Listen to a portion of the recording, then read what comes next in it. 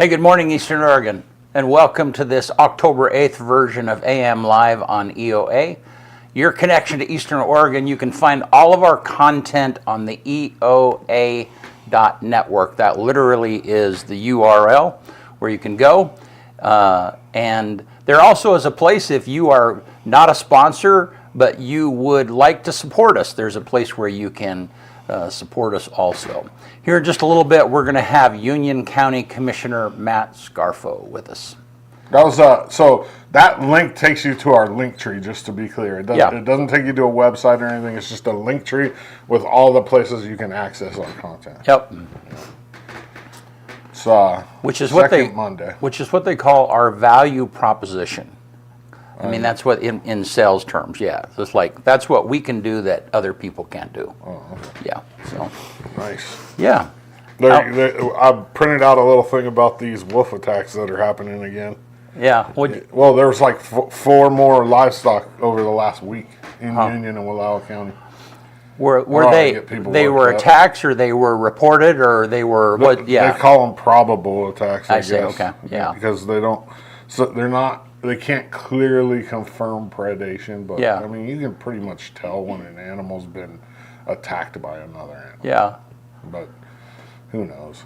Well, so the default is to look for the wolf not being involved. I mean, that's kind of, so in other words, since ODFW has to pay for those kinds of attacks, then the evidence has to be pretty substantial. That's the bottom line. Which doesn't make a lot of sense. But yeah, it's just kind of the way it is. That's a big discussion in Eastern Oregon. So. Yeah, I try to stay out of it. I just wanted to ruffle people's feathers a little bit this morning. Get woke up. Yeah. I fell back asleep this morning. I was like, I mean, I wasn't late, but I was like later than normal. Like my alarm went off at like 5:05. Yeah. And I laying there, and then I got another alarm that goes off at like 5:09 just to make sure, like I got 3 of them, and they're spaced out like 4 minutes apiece. And the third one went off, and I'm like, and let me just chill here for a minute, and I didn't snooze any of them, so they weren't going back off. And I open my eyes, and it's like 6:20. I'm like, oh. Better get going. Yeah. No, it was funny when I got your text that you were on your way. Well, I just wanted you not to worry. No, and it was it hadn't even registered to me that the alarm hadn't been unset. Yeah. Because usually I set it by 6. Yeah. And today it was like more like 6:45. But yeah. So, have you been watching that storm in the Gulf of Mexico? The new one? No, I don't watch the news, so. It is like it's set. It's supposed to maybe hit Tampa Bay tomorrow, maybe tonight. I'm trying to think. Yeah, but it's a Category 5. It's one of the largest storms.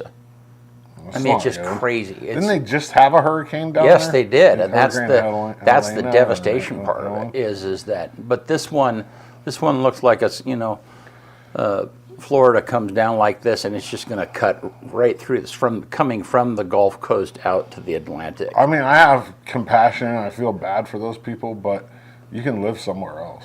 It's like Carlos Mencia has a joke. He's talking about. Like Tornado Alley, in the Midwest. Yeah. And he's like, how hard is it for you to move? Your house has wheels. Yeah. Yeah. You don't have to live there. No, I know, but I don't disagree with that. Those are my sentiments too. It's like if you build your house over and over again, because eventually you'd figure out, like, man, this isn't worth it. Let me move to like somewhere where right. I mean, nowhere's really safe. But think in terms of like Eastern Oregon being home or whatever it might be, and if devastation happened, it's still your home. Yeah. It's still it's where you went to school. It's where your family is. It's where But no, this could be like super devastating. They're estimating maybe 15-foot surges in the center of the storm where it comes ashore, which is just nuts. Well, a 15-foot wave is not that big, right? Well, but there's 15-foot waves. But the problem, right? But the problem is that with a storm surge, it just keeps pushing that inland.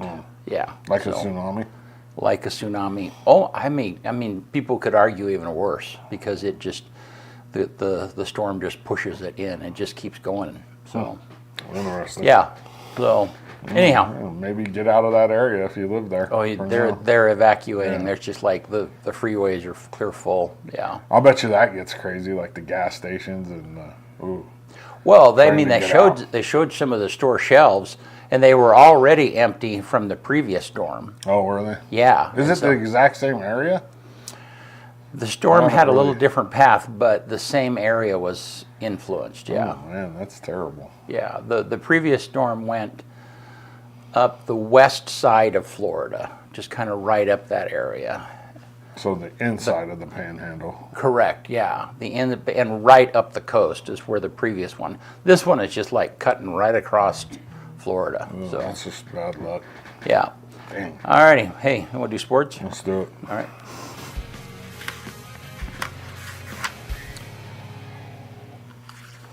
AM Sports Report brought to you by Hobby Habit. Right here in town, they have advent calendars already. Everything from Exit the Game to Lego Star Wars advent calendar. Stop by 411 1st Street in LeGrand. Hobby Habit, just for the fun of it. Homecoming for EOUs this weekend. That's pretty exciting. I'll have the full schedule for you guys on Thursday. EOU sports had a really good weekend this weekend overall.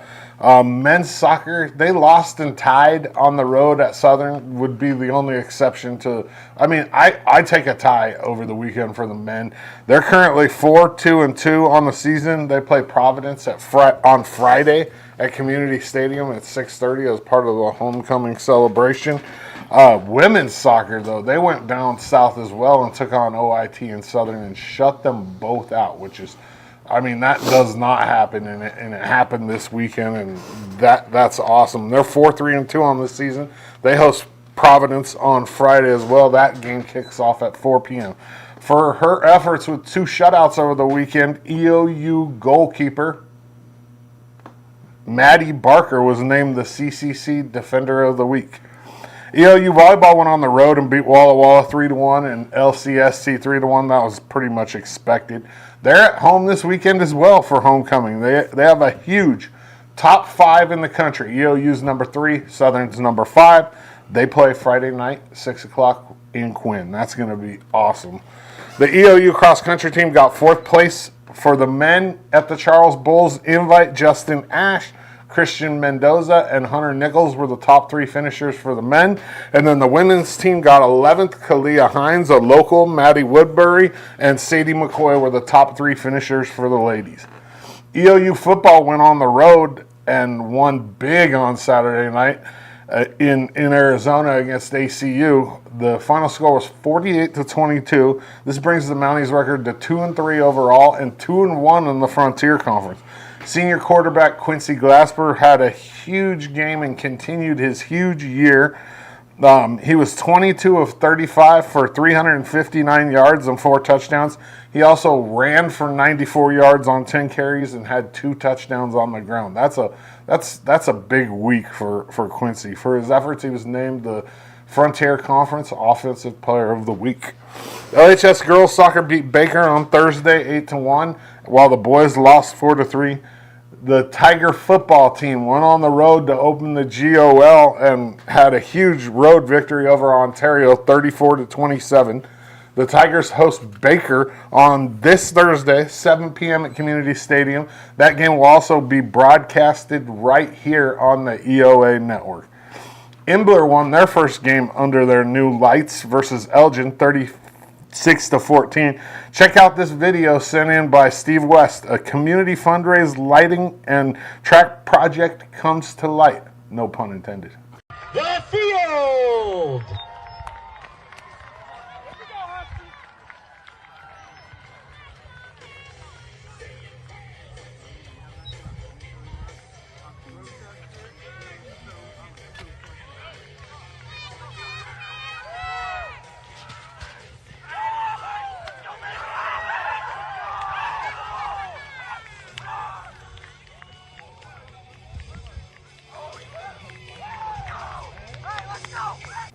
And Sports Report brought to you by Hobby Habit, just for the fun of it. they've turned that project around quickly. I'm impressed, man. They've been working at that, and that's it really started as a track project, and then I think that from there they expanded it to add lights, and that's the first game that they've had in the evening ever. So, because they've always had to have their football games in late afternoon or afternoon because they didn't have the lights to do it. So, cool thing. Congratulations. Glad you guys, Kegger Brasseth told me that they're putting the lines on the track and stuff this week. So they're pretty excited about that. Cool. All right. Well, hey, let's look at the weather graphic real quick, see what we got coming up. So 80 today? Good wow. grief. Yeah. It was really nice yesterday, too. Yep. I love this time of the year. But, and it looks like no chance of rain, or a little bit of, yeah, it's going to be kind of like this until through the weekend. So that's awesome. So good stuff. Yep. All right. Well, Union County Commissioner Matt Scarfo will be with us right after this.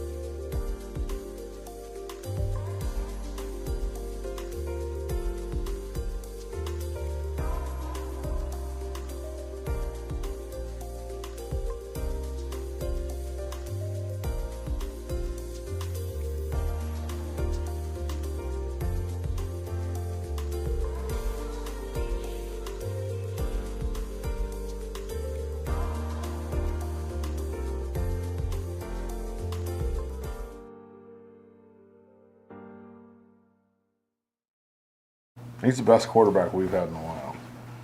Sounds like it. Those are some serious. All right. Nope. We're back. We missed our bumper, so it's all right. Hey, how are you, Matt? Good. Good. How are you guys doing? We're doing good, man. Good, good. How's stuff in Commissioner land? It's well. It's well. A lot of stuff going on. Elections are coming up. Yeah. No, I talked to Clerk Feek yesterday. The 16th, they'll be mailed out. Wow. So Of October? Yep. Yeah, because it's early November, right? Yeah, November 5th. Yeah. Election day. Wow. Yeah. So, did you get a chance to take in the forum the other day? I did not. I had to go to a AOC meeting in John Day. Oh, that's right. You told me that. Yes. Yeah. Association of Oregon Counties. I'm Yeah. the District 1 chair for that. So we had to go to John Day and talk about state stuff. Yeah. Yeah. I did watch it though. Oh, you did? Okay. Yeah. Yeah. Yeah. So, yeah, I mean, and us and the chamber kind of put that together, and I had mixed feelings about how it came off. I mean, I felt it was good. There were a lot of things that were good about it, but What'd you change?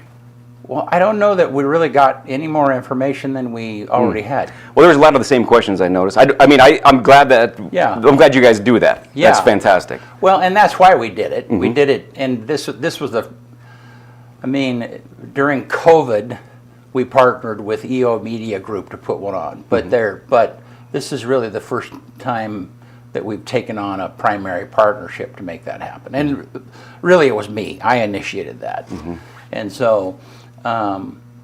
But yeah, I don't know. So how do you think how could you formulate a forum? I mean, we spent some time in our staff meeting talking about this yesterday. how could you formulate it so that you really kind of get to the topics? Yeah. Well, I don't know, maybe make it more of a debate. Right, yeah. And like when we had the Senate debate at EOU, Right. they actually I love that one. It's like, hey, Right. one question Right. from your opponents. Right. And it kind of got, hey, there's some things that I think our constituents really would like to hear about. Right. And yeah, maybe that. I mean, we're not to get to the point to where it's like they're battling back and forth and it gets heated and angry. But I mean, it's at that level of an election, you have to be able to be composed and handle yourself. Well, and I mean, we thought about that. I mean, we really, and I guess that it's always a struggle because, like in the sheriff's race, when there's an incumbent. I mean, now in the commissioner race, where neither one of the candidates have ever been commissioner, then that could have been interesting because clearly if you're running against someone, you're trying to show the difference between you and them. Correct. And so, so then like when in the commissioner race, that could have been valuable. But when you have an incumbent, then the incumbent is really at a disadvantage. I don't know. Because, I mean, they're an advantage in some ways, but they're at a disadvantage because it's easy to snipe somebody who's been doing the job for the last. Yes. Well, yeah. In that scenario, it's apples and oranges. Right. Yeah. Right. You're trying to figure out, hey, these guys have never been here before. Right. Let's figure out who they are. Right. But for someone that's been there against somebody that hasn't been there, it's almost. I was thinking about it. It's almost like in the restaurant industry or any kind of business. It's like, if I don't know what the problem is, how am I going to fix it? Right. And so if someone says, you know what you're not doing, I'm like, please tell me, what am I not doing? So you think that's good? Oh, yeah. Yeah. I'd take it. Yeah. But that's also constructive criticism that some people can't take it. Right. But so much of what I see happening so much is somebody who's running against an incumbent, they're uninformed. Well, I mean, they don't understand it's like I said, so you have something super complex like being a commissioner or being a sheriff. You have all of these internal issues that are driving budget, or this is why we can't do this, or what, and somebody from the outside can make some casual suggestion not knowing any of that. Well, that's the difference between an incumbent and a non-incumbent, because if you're coming in and you don't know what's going on, you could say whatever you want. You could say, "Hey, free soda pops for everybody." You could but as a incumbent, you know that you can't do that. Right. So you can't promise the world and promise this and promise that. I always say, there's no promises in politics. Right. So if someone comes up there and say, "I'm going to do this, do that," it's like you may want to talk to your administrator or somebody prior to making all those. Right. But do you? And I guess that's the problem. The problem is that I'm not sure that the average voter is just as uninformed as the person running against the incumbent, and so then you have these false arguments that can just be thrown at an incumbent. They can, yeah. Who's there to stop them? Right, and so then how do you clear that up? Well, if you were in charge of a forum, I will say that this show helps a lot. Us being on the show and having Sheriff Bowen on here and I mean, this really does. A lot of people are like, hey, I never even knew that since. Right. But so I really think this is a great platform, and I really appreciate you guys for having this. This has been fantastic, especially during COVID. Man, this has helped a lot. Well, and I guess I'm just wondering when we were talking about this yesterday, kind of debriefing that forum, I wondered if just having the candidates, I'm talking about in the future, just having the candidates on the show like this and having an open conversation. And I mean, whether you call it a debate or you call it a forum, it's just like, hey, let's just let it rip and see where it goes. Mm-hmm. No, I'd watch it. Yeah. Well, you'd watch a fist fight though, dude. Yeah. Yeah. Mm-hmm. Oh, well, interesting. Well, hey, so one of the questions, I have a question, but I will let you, fill us in on what's going on in the county. Oh, okay, so from I went to Ledge Days, which was a couple weeks ago, went to Salem, still pushing the... Ledge Days is what? Like once a quarter, all our legislators meet back in Salem. They have like e-board sessions. They kind of just, hey, where are we at? Like touch-ups. because the sessions are few and far between, especially right now with our short session this year. Okay. They were only there for 6-9 weeks, and then so they come back regularly to the Capitol and kind of get in their office. Where we at? Let's have some meetings. Do we need to move the budget around? How are we looking? So good opportunity for me to go back and once again push the wastewater issues at our fairgrounds. So Ledge Days, I'm sorry, let me just. Yep. So they're all at the Capitol, kind of for communication's sake? Yes. Okay. Yes. All right. So, but there is a lot of change in the guard this year legislatively. Okay. So there's a lot of new senators, a lot of new reps. There were some there. A lot of offices being moved. Yeah. So January is going to be pretty crazy when everyone gets sworn in and we have a set of new faces in there. So I'm going to have to introduce myself to a lot of House reps and senators. Yeah. Come January, which is fine.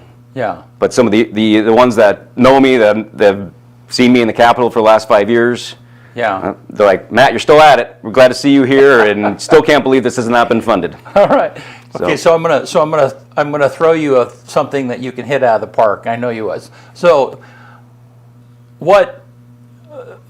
I mean, you come out of this session. What are some of the things that aggravate you about what was funded and us not being funded? Yeah. Well, that's my needs and wants scenario that Okay. I'd love to.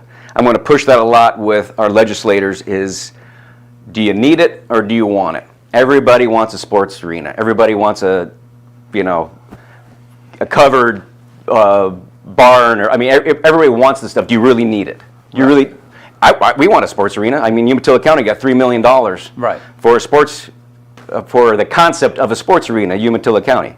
I mean, trust me, I love my commissioners and mayors and stuff in Umatilla County, but when we have actually a need, it's not like I'd really want indoor plumbing. No, we need indoor plumbing. Right. So when I see these, the short session, a lot of baseball fields on the west side got funded. Yeah. Those are, And you're a baseball dude. yeah, I love baseball. Right. So do they have bathrooms at these stadiums? Do they need bathrooms? Right.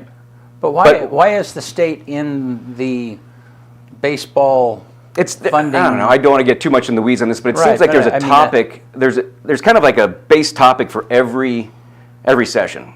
Okay. And I'm still trying to figure out what topic it will be for this regular session coming up. Okay. And if it's housing, then I'll say, okay, we'll put housing at the fairgrounds. Or if it's baseball, all right, we'll put a baseball field at the fairground. I mean, any way to get this plumbing just get the project. funding, yeah, right, yeah, just yeah. any way to get this plumbing project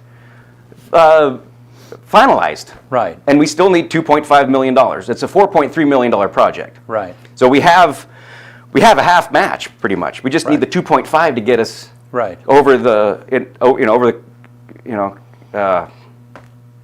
Why are you pointing at me? The cusp? I think finish line. Oh my God! How did I forget? You're pointing at me like, Well, it's a sports term. Come on, the finish line, line. yeah. Where's my color? My color coming. Come on. Yeah, but we're talking to baseball, and you switched to track. I was like track. I was like, oh yeah. And the indoor track thing. Wow, fantastic. Yeah, but Yeah. in the meantime, the cost of the project just keeps going It up. actually it stabilized. Okay. This year, so I mean, inflation I think kind of maybe hit Right.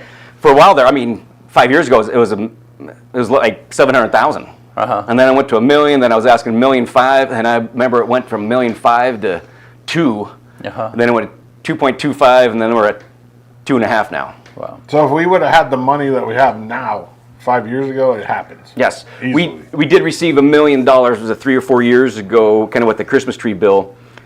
And if we would have just received that 2 years prior, Yeah, it'd be done right now. Yeah. Crazy.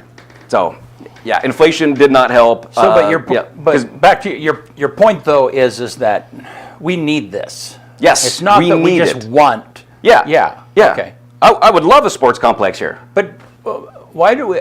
So, is a sports complex? I mean, in the minds of whomever is funding baseball fields and sports spots, is that economic development? Is if we Capital construction money. Yeah. So, but I mean, why are we spending? Why would the states spend? And I know you probably are in the middle of that. Why does the There's a state- lot of behind the scenes, hey, scratchbacks. right. I mean, there's a lot of moving sports parts. complexes fall under a whole bunch of different categories too.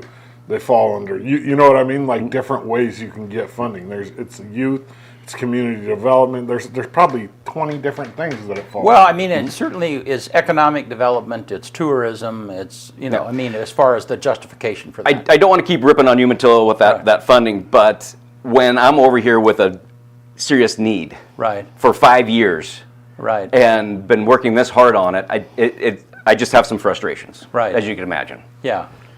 So this year, I really hope it is. I mean, even Governor Kotek last year was very pleased that I was still going forward with this. Yeah. There's a lot of people are, but I just need to get in front of I know who the right people. Actually, Senator Lieber is coming to town next month to take a tour of the fairgrounds, which is fantastic. Yeah. Senator Lieber is co-chairs of Ways and Means, so this is huge. Rep. Levy invited her over, and she accepted, and I met with her a couple weeks ago too, and so I'm, props to Representative Levy for having Senator Lieber come over. I can't wait. Yeah. Good. Yeah, it'll be fantastic. All right. You're going to make her use the outhouse. Well, I was going to tell her I had to use the bathrooms before you go. Or you can use the old honey bucket. Yeah, and I'll just. You should have made her come over in the summertime when Yeah. it's nice and hot and you have to go in the old honey bucket. And I'll just say, I'll make it like a 2.5 hour meeting, so she'll be doing like that. Can we go to the bathroom? Yeah. Can Yeah, we yeah, go? We warmed it up for you. Need it. Find some Need a indoor soda? plumbing? Yeah. I hate to joke about it, but it's just, it's very frustrating, very frustrating. Yeah, I understand. So county stuff. So yeah, that's what I did. We have Greater Idaho meeting tomorrow, 9 a.m. All right. So if you'd like to come to the mandated Greater Idaho meeting, you're more than welcome. And if you miss it, guess what? There's another one in 4 more months. Where's it at? At our chambers, 1106 Yeah. K Avenue. Yeah. So 9 o'clock, open up to public comment. Now, that has been in the past at the the, clerk's office, but it's not anymore. Is it in the? No, we just have it in our. Yeah. Yeah. The attendance went down a little Attendance bit. is, well, you never know. You never know. So I mean, How many people do you think will show up? I don't. How many showed up at the last one? I can't. It was the last one the? No, I can't remember. Just a rough estimate. I'm going to say a dozen. Proponents or opponents? Both. Both? Yeah. Really? Yeah. Well, there's people that talk both sides. Trust me, I understand the frustration that the Greater Idaho movement people have. Yeah. Completely get it. Understand. Is this the way about it? It's not feasible. I would say you better start prepping my kid for it. It's not going to be in my lifetime. Yeah, it's not feasible. No, there's too many working parts on it. But I completely 100% understand the frustrations of our state. Right. And I do too. I think most people do. Yeah. Especially people over here. Yeah. So, and the Greater Idaho, for people who don't know what this is and why this meeting happens, can you just explain that to them? Oh, it was a ballot measure. So there was a ballot measure that said that we, if passed, we have to create communication with our constituents about this Greater Idaho movement, and we have to have them 3 times a year. If not, I think we get a $150 fine, $125 fine if we don't have the meeting, and we have to have it in perpetuity. Perpetuity. Thank you very much. There is no sunset date. No sunset date on it. Right. And so, and it doesn't mean that as a county we're in favor of the Greater Idaho movement. It just means that we're in favor of having the meetings. That's what the ballot measure said. Right. Yeah. Right. And because sometimes you'll hear people say, "Yeah, did you hear that this county, is a part of the Greater Idaho movement?" It's like, no, that's not it. They just have adopted to have the meetings. Yeah. And I have people that email me and call me and say, "Oh, please don't vote us into Idaho." And I'm like, I can't. It's not even that's not even a commissioner thing. We're turning into Idahoans tomorrow. Yeah. But it's getting national traction. I have my friends in Phoenix calling me up and saying, "You guys Idaho? What's going on here?" No, I saw it's it on funny. Fox News or something. The one I think I've been to a couple of them, and one of them that I went to, there was a journalist from Japan. Yeah, who there happened to was. have been there, and I don't know if he made the trip to Eastern Oregon to go to that meeting or what, but yeah. No, So- we get it's. I would suggest coming there. But I said if you miss tomorrow, there's going to be another one and another one. And you can tune in on Zoom. Yes, you can. And people, because there were several the one I went to, there were several people that were in on Zoom. There were several letters that were submitted that were read at the thing, and then there were a few people that were there in person that spoke. Yeah, so. Now there's a lot of people put it in writing, and there's a lot. Poor Shirley has to read a lot. I know. Yeah. Yeah. No. So tomorrow at 9 a.m. All right. In our chambers, and then we have a work session tomorrow at 10:30. We did get a new planner, Inga Williams. Okay. Yeah, she just started last week. All right. And hitting the ground running, and she'll be there at our work session. Good. Yeah. So I do have a planning question, and there was a planning question in the forum, and the question was, how can the county assist people who want to build homes in county jurisdiction? So in other words, outside of city limits. And I don't know. That is a planning question. That is a planning question. Yes. So changing.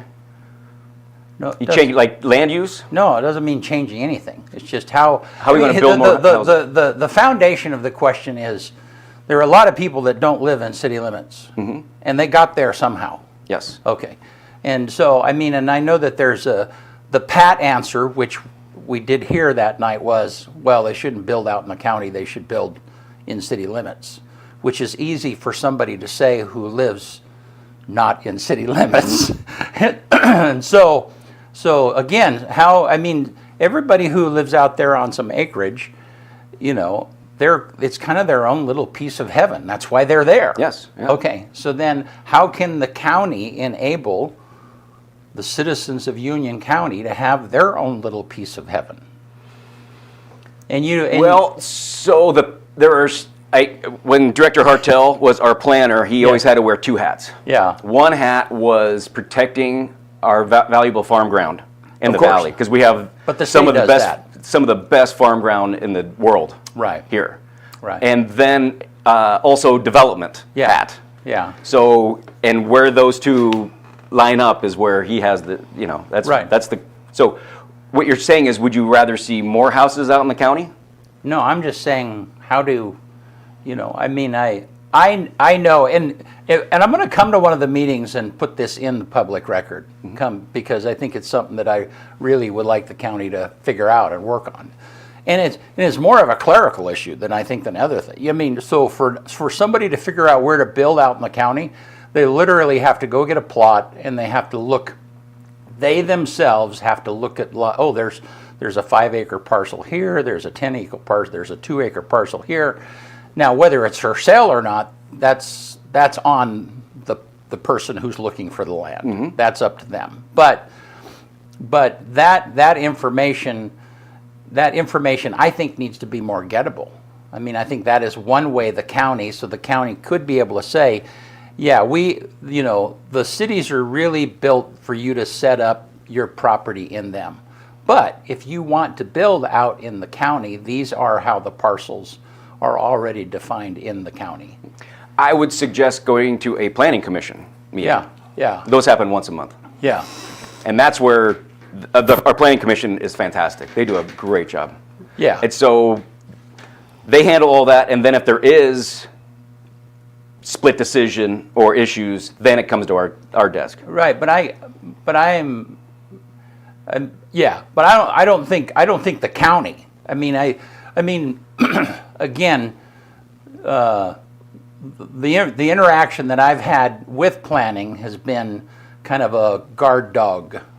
No, we don't encourage building out in the county. That's been kind of the mentality I've heard, and that's not acceptable. I don't know. We can talk about that more offline, but that's something I really think that, again, it's like, how do we, because let's say you have a physician, or you have somebody that's moving here, or whatever that might be, and they can afford their own little piece of heaven.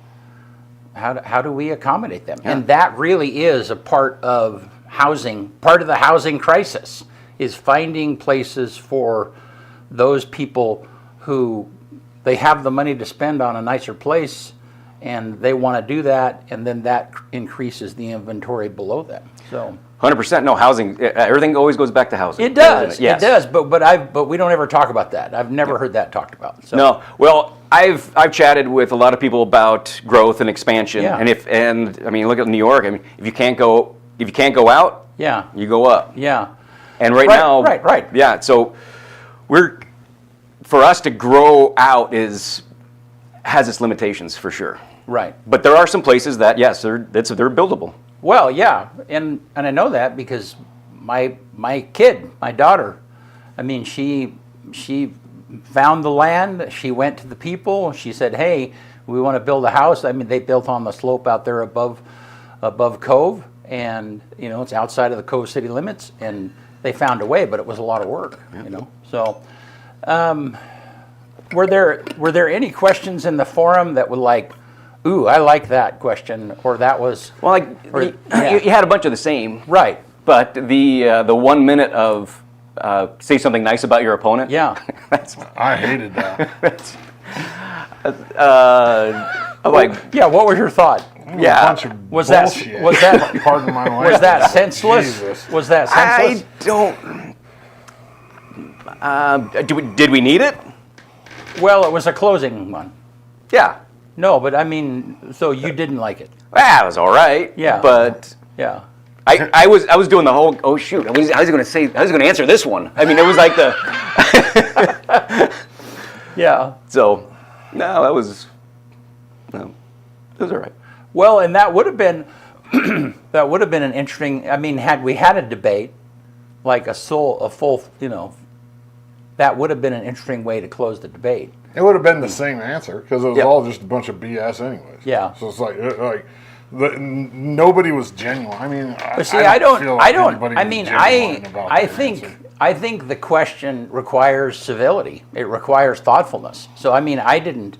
I mean, that's why it was left in. That's why it was in. Is because if you can't have a challenging conversation, but you can't say something nice about the person that you're running against, I think that says something about your character. Well, if Yeah. there's nothing nice to say about your opponent too, I mean, that's They asked me one thing you like about Scarfo. Yeah. In 1995, you turned a double play that was awesome. That's all I got. Yeah. Oh gosh. Well, what else?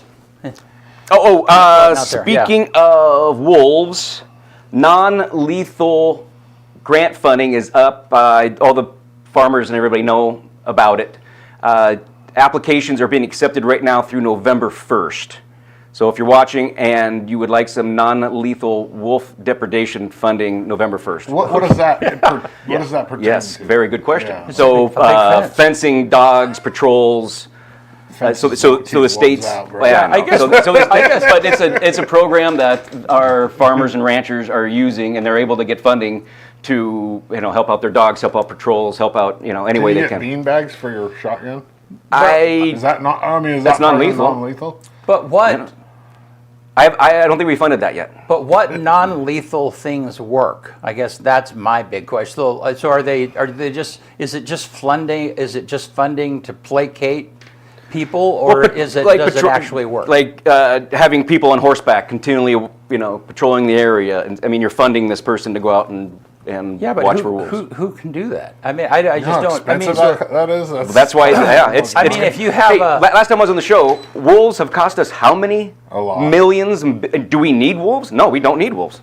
right, but that's a whole nother issue. Yeah. I mean, but I guess is like I don't even know what non-lethal and.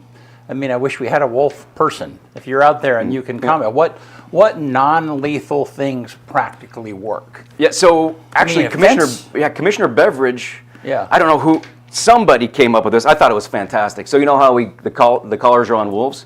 Right. Well, you could put there's tracking devices on them. Right, And right. why don't you make them like a shock collar where it's like every farmer can put this perimeter fence Right. around their property and the wolf can't go through it unless it'll get shocked. Well, see, I mean, and I think that's a fantastic idea. no, that is a fantastic. But I mean, you don't even have to have the fence these days.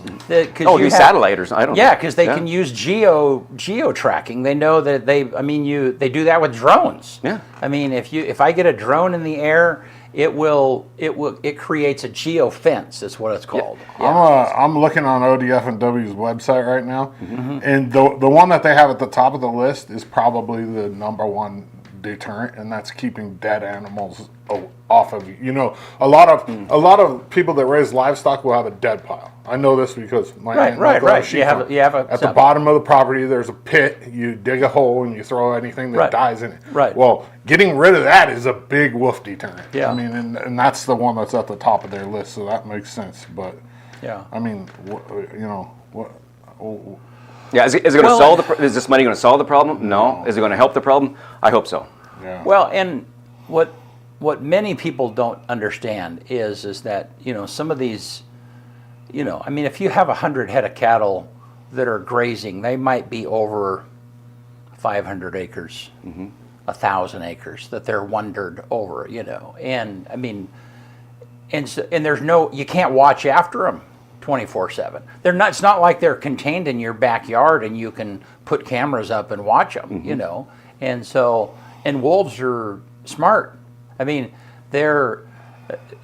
I won't go. Anyhow, they're one of the hardest predators to kill that there is, just because they learn and they're smart, and so they're not gonna. I mean, that's one of the deterrents as well. Management and husbandry changes. Right. Is part what they talk about. Right, but it's changing where your herd is, how it's structured. That's part of. Yeah. But it's like, how do you do that in a practical manner? I don't know. So. And fires. So the county, we lifted all the fire restrictions, fire bans, all that. Even though it's cold, it's dry. And I mean, it could be 20 degrees outside, and if it's dry and windy, stuff will still burn. So everybody out there, please, you know, make sure if you're going to burn, put a cover over your burn barrels. Make sure you're there at all times. If it's really windy, I would really not suggest it. You know, we just went through a pretty serious fire season, and, you know, we just had that one up on Fox Hill, and everyone saw. That was, remember that one? Everyone was trying to drive up there. The sheriff had to close the road because everyone's trying to drive up to take pictures of it for Facebook or something. I don't know. But I don't know what it is. But, let's just be... You're probably right there. Oh, 100%. I mean, what else are you going to... Like, who runs towards a forest fire besides firefighters? Okay, so we're east of 395, Union County, right? Correct. Yeah. Okay, so talking about the rubber bullets and stuff, right here it says anything east of 395 is regulated by OAR, and it goes as injurious harassment is allowed without a permit on private land by livestock producers on land they own or lawfully occupied, as long as there's no identified circumstances that attracts the wolf livestock conflict. So here in Union County, you can shoot them with rubber bullets. Right. But on your property. Well, you could actually shoot them if you find them harassing your animals. You can actually shoot. Yeah, yes. Yeah. To kill, shoot. Yes. Right. 100%. But the problem is just finding them. They're sneaky. That's why they're good at what they do. I spent quite a bit of time as a youngster hanging out with a herd of sheep, and if you sit out there long enough, they'll come. Yeah. They come. Right. Coyotes come. I mean, trust me, they come eventually. Yeah. Right. They will. Especially like during lambing season or calving season, they get that scent in the air. You just get yourself a nice little stick blind. When those kids drop on the ground, man, Right, that quick. smell. But your average rancher doesn't have time to sit out there and wait for the wolves to come. Yeah, well, just like spring bear Maybe that's what the money could pay for. Yeah. Hey, I'll pay Scarfo to go sit out there for. That's You're it. That's one of pay it. Scarfo a lot to go sit out there. I mean, it's actually kind of fun. I used to love it when I was a kid, to tell you the truth. Yeah. So back to the fires. Yeah. So we are doing a new way to get fire permits for burning slash. What you need to do is still call 963-4040, see if that's a burn day or not a burn day, and then either take a picture of our ordinance, have a copy of it. You just need to have the burn ordinance there at the location. Either That's digital or printed. Digital printed. And so the things before you had to call in and say, Right, "Hi, I'm Matt Scarfo. I'm going to set this off. I'm over here at this location." Well, we'd get 80. Right. And then so someone calls it in, you can't go through all the messages and be like, okay, they got a permit or not. I mean, they always go out and check, but we're just trying to simplify it. Right. And this is going to take a little bit because there's going to be a lot of people saying, well, where's the ordinance? How do I get the ordinance? Go on our website. We get it. Call me, 541-963-1001. I'll get you some copies. And so we're just trying to simplify it, but still keep everybody in the know of what you can and cannot do. And I was going to mention this because I experienced this on Saturday or Sunday. And so, and poor Nick, Nick, how do I do this? And thankfully he called me. But so it is a little bit different and it's simpler. But I want to go back to what you said about that it's super dry, okay? Because we couldn't burn on Saturday, but we could burn on Sunday. And so, from the homeowner standpoint, and we have a pile of limbs and leaves and stuff, that's what we were burning, yard refuge.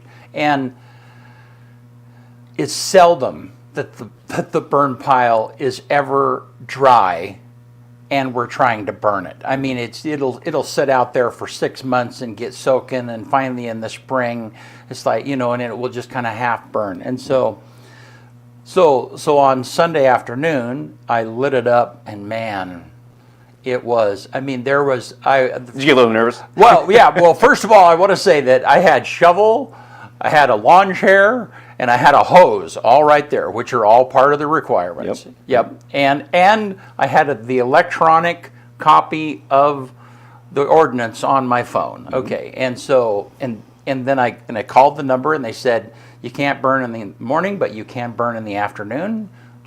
And so then I did that. But man, once it was lit, it was like, man, I'm glad the wind's not blowing, because That's what I'm saying is be careful. yeah, right now. because it was only super hot for about 5 minutes, and then it burnt down and stuff. But still, in that few minutes, when your flames start getting 20 foot tall. And, yeah. I mean, it was Throw a little diesel on it.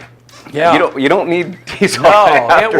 it was Yeah. yeah. I mean, it just so That gets a little. You pucker up a little bit in the first. It does. The first couple It is. minutes. It's a little intimidating. It's like and you can't get close to it because it's so hot. No, I was 20, 30 feet away. It was so hot. But I mean, and thankfully, our area is very safe. There's nothing for it to burn to. The trees around it are not around it, and and so, but still, it would be really easy for something like that to get out of control. Oh, 100%. Absolutely. 100%. So I guess I'm just saying that, yes. So you're absolutely right. still, 541-963-4040. Yeah. See if it's a burn day or not, and have the copy of the ordinance. If you need one, let me know. Yeah. Who decides if it's a burn day or not? We do. Not the commissioners. No, but we have people that The air computer air does. quality. Yeah, it's a formula. And Yeah. they decide every day? Yeah, pretty much. Yep. So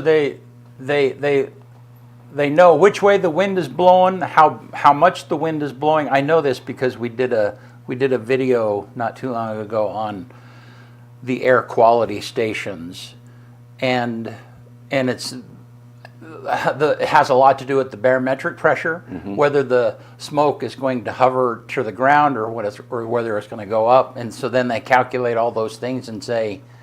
Yeah, high pressure, low They pressure. do that every single day? Yeah, so Annette Powers, she's the voice. Yeah. And so they have recordings of her saying, yeah, today's a burn day between the morning or the afternoon or no. And so they just look at the weather, look at the stats, look at everything and say, okay, it'd be best if it's an afternoon and they play that one. And if it's a morning, they play that one. If they Well, yeah, and I think it's all done. I think the computer looks at the stats and it just picks the right voice to play, I would imagine. So, Yep. It's all knowing Nick, automated? It's not like Annette needs it every day. yeah, she's hovering over the data. Okay, yeah, she might be. I don't know. Oh. Yeah. Yeah. So, That's wild. You know what? what's that? I didn't want to.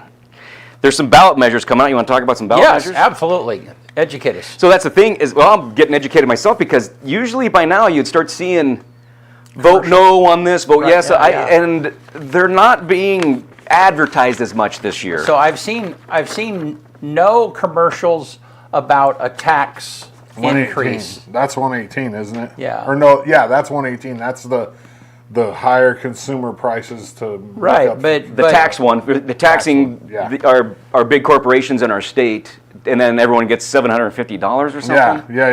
everybody gets a kickback. You know, it's sad that it's probably going to pass because it's like, oh, free money. But then it's when going to raise the prices for oh, everybody. well, no, everyone's going to leave our state. Why would Nike stick around when they're paying? When they could just move to Idaho and pay half of the It taxes? would be the largest tax increase in Oregon history. I would say almost in the nation. Yeah. Like try it. Look up nationwide. So when you start taxing these corporations, they're going to move. They're going to go find. They're going to. Right, but that's why do you think a lot of our stuff gets made in China and India? Who comes up with that, though?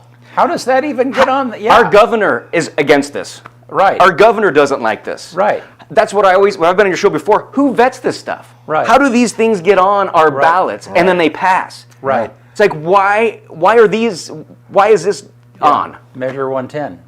Yeah. Is that, yeah, I mean, Yeah. what who does that, is- yeah, right. Oh, I looked up the guy that did it. Was a neurosurgeon or something like that? Gisbit? They did 110? No, they did this Okay. one here. Yeah. And he's got a foreign accent. I'm just like, how, if our governor doesn't like this. Right, right. But when everyone looks at it, I'm like, oh, I'm going to get $750 a year? Oh, done. Yeah. I don't care what the repercussions are. Yeah. Yeah. Yeah, it's not unlike, hey, put money on your credit card and you'll get cash back. Mm-hmm. It's like, wait a minute, I'm paying interest anyhow, and yeah. Yeah, these corporations are getting taxed, so Right. Here come inflation again, guys. Well, so basically, the thing that I've read the most about it, it's just a hidden sales tax. Basically, is what it is. And, With the cat tax. I mean, Oregon is very historically against sales tax, and this is the way they're trying to slide it through. It's like it's a hidden sales tax essentially. Well, the cat tax too. If you sell over $1 million, $1 well, yeah. inflation now, everybody's selling over $1 million. Everything costs 3 times as much as it did 4 years ago. So there's your sales tax too. So tax in our state. We've rejected sales tax on the ballot 10 times as a state, and the only time the opposition dipped below 70% was in 1990. So the opposition's been above 70% every time, and so that's why they've reworded this and figured it the way it is to not look like a sales tax, but right. essentially it is. I mean, it really is. But Because they're going to tax corporations. Corporations are going to raise the prices, and then they're going to give a little kickback of the money. But back. this is not a tax that goes a little bit of the kickback. Yeah, not even close to all of it. Yeah. So this is one that's why they're putting in a little incentive in there is for the voters to be like, oh, $750. You got my vote. Yeah, I could go spa day. Even though it's going to end up costing them $5,000 over the year. Yeah, yeah. No, I'm sad for this one. There's a couple on here that, what is it, 115? The impeachment. I don't. Instead of recalling, they said that they can impeach. Who is it? State elected officials, and there's only like 5 or 6 of them. That one there. It's like why? 2/3 of the House can impeach. State Treasurer, Bureau of Labor Industries. Secretary of State. I don't know why. I got to do some more research on why they want that to be a thing, Right. and just not because when they start taking the votes out of our hands, Right. that's what makes us free. Is we're able to vote Right, and not have just 5 people determine right, who's in and who's out. right. 116. Oh, this is I think this is the trying to get raises for our legislators. Is the 116. Because I don't know if you know this, they're That's getting paid what it like is, 116 is. $33,000 a year, and that's not much. I know they get stipends and things. And that but- is, yeah. I mean, I remember. I mean, so Nash, who went, unless the earth falls apart, is going to win this next election. He's pretty much running unopposed, isn't he? We had somebody that got some signatures Right. independently. Right, but he's going from being a commissioner in Wallowa County To the Senate, yeah, and so, which is, Fantastic. Todd's fantastic. well, he has taught, but I'm talking about from the salary standpoint. Oh, yes. Yeah, you pretty much have to be either retired. You have to have another income in order to afford to pay. Which is very difficult too, because when you're regular session, that's 6 months out of the year. Right. You're in Salem, and Right. so if you have another job, who's going to say like, Right. unless you work independently for yourself, Right. But it's still going to hurt. But yet their staff makes 2 times more money than they do. yeah. Huh, that's bizarre. So I don't know. We'll see what happens with Yeah. that one, and then There's 5 measures. yeah, Five 17 ballot measures. is. That's Is that the ranked choice voting? Yep, Oh, ranked choice voting. Right off the bat, it's going to cost millions upon millions of dollars for our Calculate. state. Oh, just to, Right. we don't have the technology. Yeah, Right. just to set up the Yeah, technology. and I believe all 36 county clerks are against this. There are some that I think there's only 16 or 17 that are like boisterous, but the home rule counties, they're not allowed to say anything. They can't say yay or nay against Yeah. this stuff. So when you see the articles that are saying, oh no, there's only 16 county clerks that are against this. No, that's wrong. Yeah, That's can you inaccurate. explain briefly what ranked choice voting is? So it's all about feelings and emotion. Okay, And so okay, perfect example, our governor election, last election. We had Tina Kotek, Christine Drazen, and Betsy Johnson. okay, So you'd sit there and go, all right, I want Tina Kotek in, so that's my number 1 choice. Okay. Well, who's your second choice? Well, I'll go Betsy Johnson, and my third is Christine Drazen. okay, And so 1s, 2s, and 3s. okay, And I think what happens is it's an average, there's a calculation, and then whoever has like maybe the least amount of points wins. So in that scenario, it's just like polls in athletics. yeah, You pick, as a coach, if you're doing a coach's poll, you pick your top 25 in the country. okay, Number 1 gets a certain amount of points. Number 25 gets the bottom end of the points. And then you add them all together, all the coaches, and then you take the amount of coaches and divide it Yep. by that, and then you figure so out it's, who's number 1. so it's the average, Yeah, place you finish. so in this scenario that we just had, if we had ranked choice voting, Betsy Johnson would be our governor. You know, it's just, And she had the least amount of votes. Because just look at it this way. So all the R's are voting for Christine Drazen. Right. 1, well, they're not going to put Tina Kotek as a 2. Right. They're going to put her as a 3. So Betsy Johnson would have probably had all of the 2s right, and probably and some 1s. right, And the other 2 would have 3s and 1s. And if you would Right. average that all out, Betsy Johnson would be our governor right now. Interesting. And she was the 3rd place. interesting, okay. And besides, it's going to cost millions and millions of dollars for our state.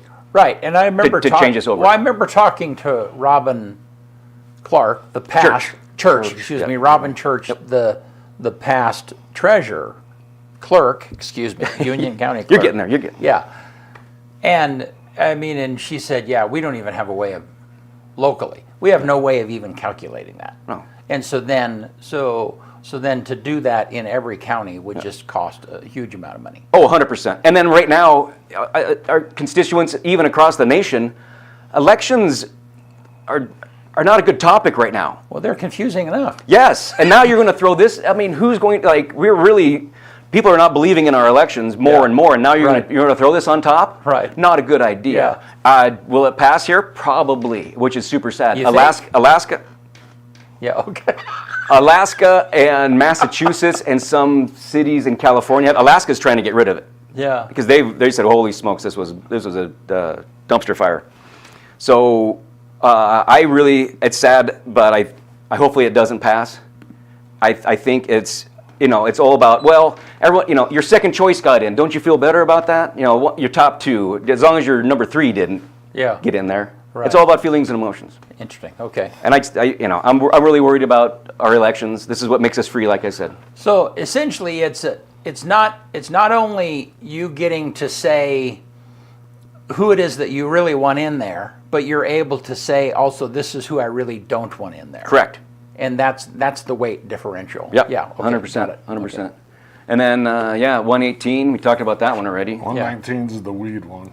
Oh yeah, are they trying to unionize? Yeah, well, that what it is? I think I read it the other day, and I think like the way I understand it is that it's right now there's like a law or something that says that the employees can't talk to labor organizations. Like it's like similar to OLCC, and they're trying to make it so they can.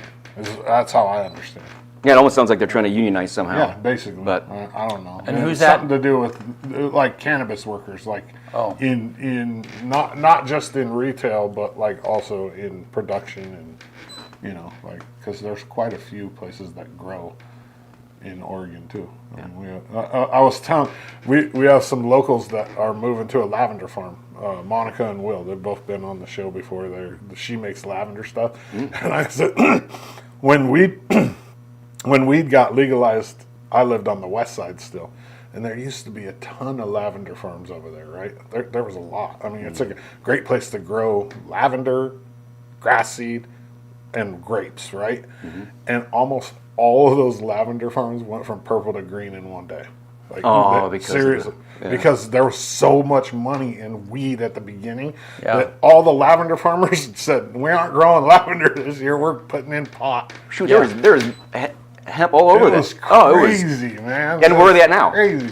Well, the prices bottomed out, Yeah. so it's like It was good for a year. Yeah, it was good for a couple years, and then they were just like, now everybody and their dog figured out that it's not really that hard to grow weed, so everybody's doing it. Yeah. Hey, but on these measures, like I said, there's not much out there. Right. I would suggest everybody, I got this from our clerk's office. Please go see Lisa. And I talked to her a little bit, and she wouldn't mind having a little show with you on this stuff too. And, Lisa Feek, she's fantastic. No, She's our clerk. Because maybe we can figure something out. in less than have her 2 come weeks. on and talk about in less these than 2 things. weeks, the ballots Yep. are coming out. Good. And like I said, I haven't seen much of this. Right. I haven't seen much of this at all. So I'm going to try to educate myself. I know some of these I'm just dead no on. Yeah. And then a couple of them, like I still would like the cannabis one. It's like, how's that going to? It's not. How's that going to affect our state? How's that going to affect here's the the county? thing. Google's a great tool. If you want information, type in Oregon ballot measures November 2024 and find a site that says .org because generally they don't lie as much and read it. Yeah. You know what I mean? 100%. Gets great advice. Or look at a couple of them. Yeah, or compare. Yeah. If you find generally if you find sites that have a good amount on the pro and on the con, then you kind of have some, and you can tell. It's like, are they covering both sides? Or are they? Yeah. So.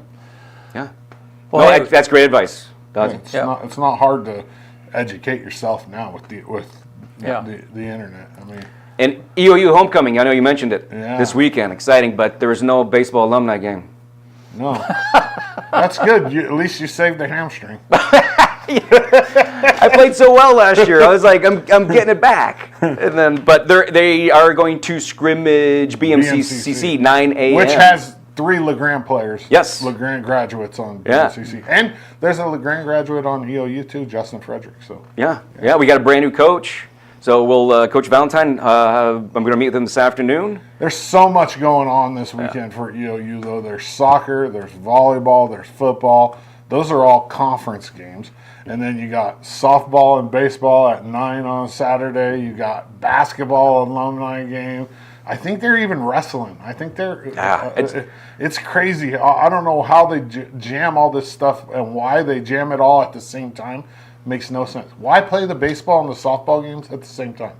Why? There's no other time. There's I three. know, There's but 3 I days. want to go to both. I know. So You know do what I. mean? Yeah. Same thing like Friday night, right? Women's soccer and volleyball at the same time. Both teams are hot. They're fun to watch, and you have to choose. I don't like that. I don't like that. I would just suggest the weather is going to be fantastic. Yes, it is. And everyone get out there and enjoy the tailgating zone. We should win on Saturday football-wise too. We're playing Northern. We're playing. Yeah, and we're Boy, playing Quincy's decent Holy right smokes, now. that's a game we Yeah. just had. Yeah. No, I'm excited. Yeah. And the old faces come back in town. It really is a fantastic weekend. I really do. I mean, the last homecoming, I saw so many people. I saw Mills. Oh, Mills Mills, was Brad? he was wearing the other team's gear. I was like, yeah, you can just go back to Canada, dude. Go back wherever you came from. Oh, Brad. Yeah, good old Millsy. He's doing good. He was my coach my freshman year, and then I coached. When I came back from California, I coached a team with him. No. Yeah, it was fun. Yeah. You'll probably be here. I hope he is. Yeah. That would be cool. But no, everybody. Oh, Wes McAllister was there Oh, too yeah. last year, Yeah. and he was wearing the other team's gear as well because this guy that didn't here we get go. me Here we teed go. off here. This guy coached, graduated from, his wife worked all at EOU. He comes last year for homecoming and has his buddy's kid is the quarterback for, I think it was Tech, who we played for whoever we played for homecoming, and he's got all their gear on, and I'm just like, really, Matt, come on, like, no, that don't fly in my world. No. No, I should have taken a picture of him and called him out on it. Yeah. All over, like, look at this guy. He graduated from EOU and he's wearing Tech gear. Yeah, he was my coach. Yeah, he was my coach too. This guy, man. Anyway. All right. so- Well, thank you, Matt. Yeah, thank you guys. appreciate Thanks it. Oh, for being yeah, here. Always a good cream service. Yeah. 541-963-1001, mscarfo at union-county.org. Don't like to do the emails. There's a lot of trickery out there with them, but give me a call or stop by the office. Yep. Nice. And Thank the you very Idaho much. Greater Yeah, tomorrow 9 meeting a.m. tomorrow 9 a.m. And if you miss that one, there'll be one in 4 months. All right. All right. Get us do out it. here, man. On this day, October 8th, 1860, the first telegraph line between LA and San Francisco opened. 1945, on this day, the microwave was patented by U.S. inventor Percy Spencer. Could you imagine life without a microwave?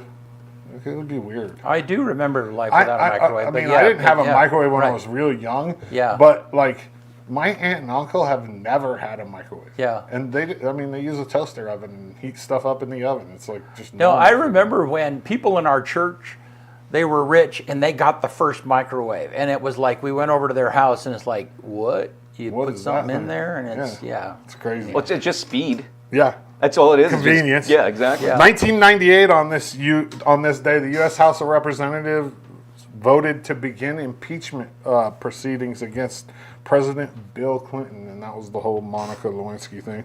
2001, on this day, U.S. President George W. Bush announces the establishment of the Office of Homeland Security.